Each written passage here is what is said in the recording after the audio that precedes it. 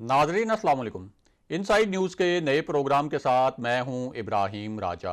और आज हम बात करेंगे कि नून लीग के 3 मरकजी रहनुमाओं की गिरफ्तारी का मामला क्या है। एक आला सतह के इजलास में इस हवाले से किस नोयत के हंगामी फैसले हुए, वो कौन सी रिपोर्ट थी जिसकी बुनियाद पर ये फैसले करने पड़े और आगे क्या खतरनाक खेल शुरू होने जा रहा है। हमारे जिन दोस्तों ने अब तक हमारे चैनल को सब्सक्राइब नहीं किया उनसे हम कहेंगे कि हमारे चैनल को सब्सक्राइब कर लें ताकि उन्हें अहम मालूमात बर वक्त मिलती रहें। अब वापस आते हैं आज के मौजू पर, यानी नून लीग के 3 मरकजी रहनुमाओं की गिरफ्तारी का मामला क्या है। और आपको इस इशू के मुतल्लिक एक दिलचस्प वाकया सुनाते हैं जिससे आपको पता चलेगा कि एक खतरनाक जवाबी गेम किसने तैयार की और इस गेम को तैयार करने के असल मकासद क्या हैं। तो आपको बताएं कि एक बहुत ही हाई पावर्ड किस्म की और आला सतह का आप कह सकते हैं कि इजलास हुआ और ये जो इजलास था इसमें एक ताकतवर शख्सियत भी शरीक थी। और ये जो ताकतवर शख्सियत है इसके बारे में ये आम तासुर है कि ये शख्सियत जो पाकिस्तान के ताकतवर हलके हैं उनके बहुत ज़्यादा करीब है और इस शख्सियत की जो सियासत है उसके बारे में भी आम तौर पर यह कहा जाता है कि इस शख्सियत की सियासत रावलपिंडी की सियासत है और इस्टेब्लिशमेंट के सियासत के गिर्द ही इस शख्सियत के नज़रियात और इस शख्सियत की सियासत घूमती है। अब यही जो इजलास था, इस इजलास में एक ऐसी शख्सियत के हवाले भी दिए गए जो कोई पिछले 28 साल से बैरून मुल्क मुकीम है और इस शख्सियत के हवाले से जो बातें की गईं वो बहुत ज़्यादा ख़तरनाक थीं और इस शख्सियत को एक रेफरेंस बनाकर इस इजलास में कुछ अहम फैसले भी किए गए। ये फैसले किस नोयत के थे, इस इजलास में कौन कौन शरीक था, उसकी पूरी तफसील भी आपको बताते हैं और साथ ही आपको ये भी बताते हैं कि लंदन एक जो बहुत अहम पैगाम पहुंचाया गया है उस पैगाम की कहानी क्या है। तो आपको बताएं कि ये जो पैगाम पहुंचाया गया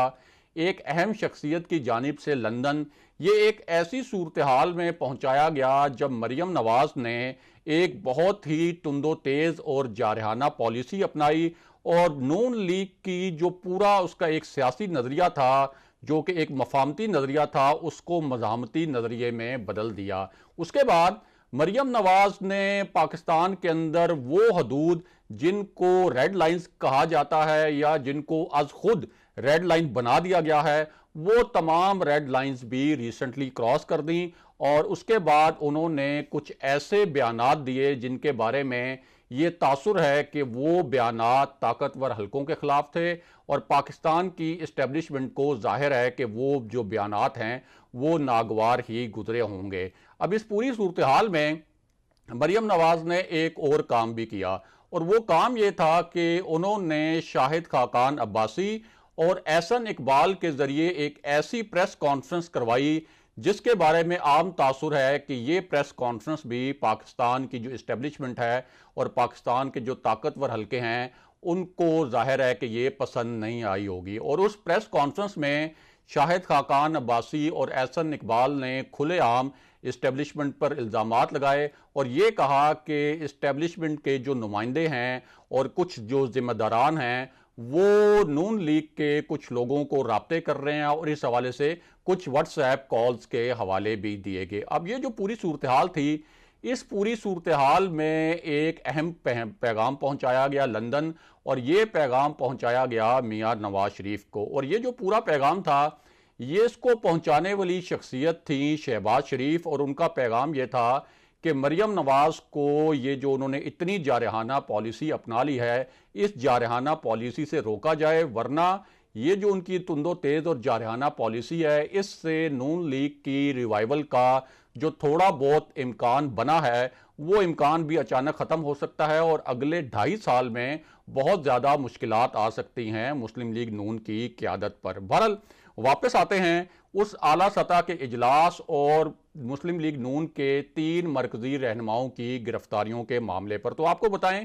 कि ये जो इजलास हुआ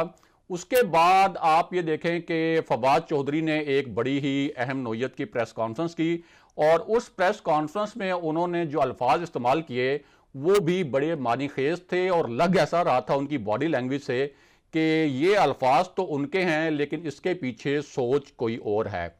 اور فواد چودھری نے اس پریس کانفرنس میں یہ کہا کہ جاوید لطیف جو ہیں وہ شطرنج کا ایک مہرہ ہیں، ان کی اصل سوچ جو ہے وہ تو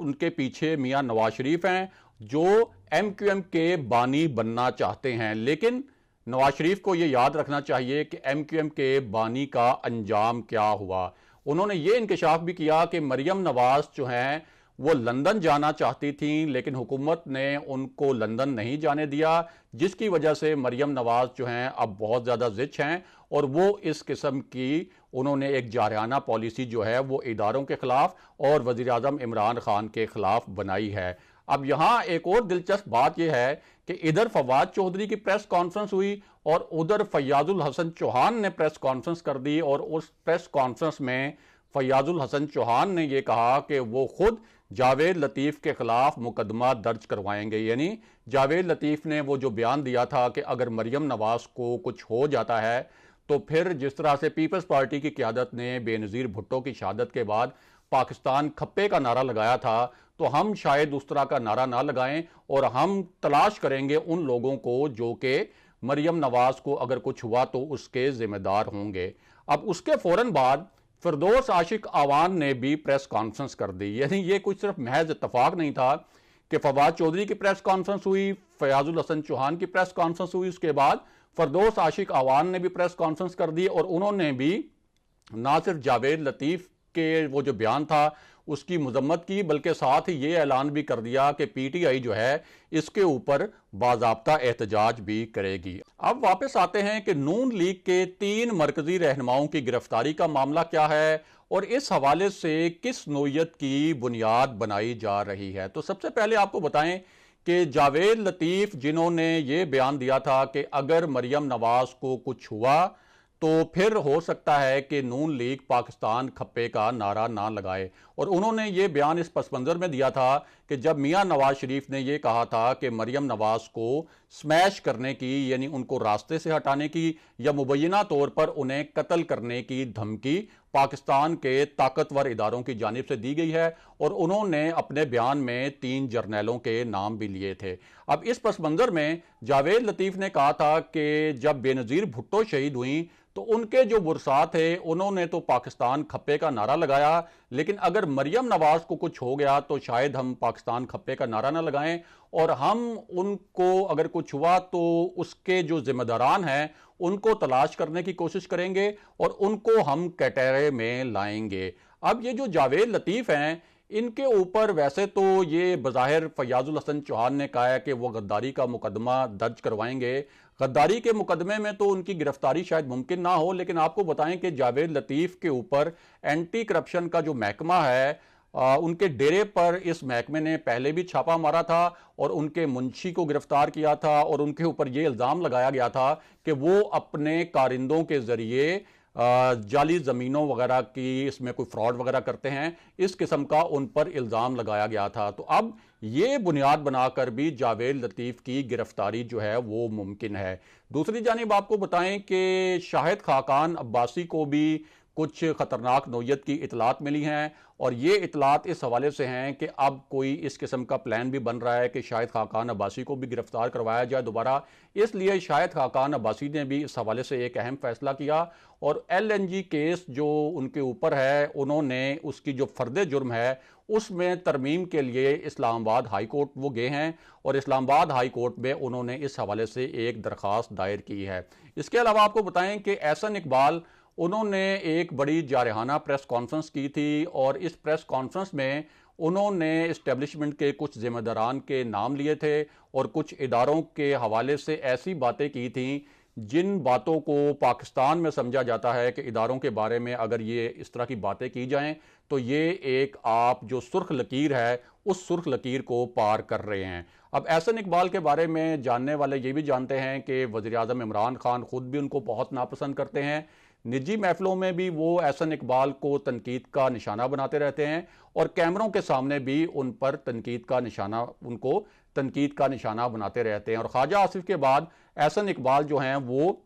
اس وقت بڑے نون لیگ میں فعال نظر آ رہے تھے، لیکن اب یہ اطلاعات ہیں کہ احسن اقبال کی جو گرفتاری ہے اس کے لیے بھی تیاریاں کی جا رہی ہیں. اور وہ جو اجلاس جس کا ہم نے آپ سے ذکر کیا تھا کہ جس میں یہ پورے ایک فیصلے کیے گئے، اس اجلاس کے بارے میں آپ کو بتائیں کہ اس اجلاس میں شیخ رشید بھی شریک تھے، فواد چودھری شریک تھے، شبلی فراز شریک تھے. اور یہ جو اجلاس تھا اس میں اس بنیاد پر کچھ ایسی تجاویز تیار کی گئیں اور کچھ ایسے پروپوزلز آئے کہ جب سے نون لیگ کی قیادت کو ان کے مقدمات میں ریلیف ملنا شروع ہوا ہے، جب سے پیپلز پارٹی کی قیادت کو ان کے مقدمات میں ریلیف ملنا شروع ہوا ہے، خاص طور پر نون لیگ کی قیادت کو، تو اس کے بعد انہوں نے اس پورے معاملے کو بہت ایزی لیا ہے اور ان کی جو پالیسی ہے اور ان کے جو بیانات ہیں ان میں بہت زیادہ تلخی آ گئی ہے. نہ صرف وہ حکومت بلکہ پاکستان کے جو طاقتور حلقے ہیں ان کے اوپر بھی وہ بہت زیادہ تنقید کر رہے ہیں. اس لیے اس حوالے سے تجاویز یہ آئیں کہ اب جو ان کے اوپر کیسز ہیں ان کو ایگریسیولی فالو کیا جائے اور یہ کوشش کی جائے کہ ان کیسز کے نتیجے میں ان کی گرفتاریاں ہوں، تاکہ یہ جو لانگ مارچ ہے اور اس کے بعد جو ایک سیاسی عدم استحکام پیدا ہو سکتا ہے دھرنے کی صورت میں یا چیئرمین سینٹ کے خلاف تحریک عدم اعتماد آنے کی صورت میں یا پھر آگے جا کر پرائم منسٹر کے خلاف کسی صورت میں تحریک عدم اعتماد آنے کے معاملے پر، تو یہ جو پورا سیاسی ایک عدم استحکام آ سکتا ہے اس کا بھی راستہ جو ہے وہ اس طریقے سے روکا جا سکے. اگلے پروگرام تک کے لیے خدا حافظ.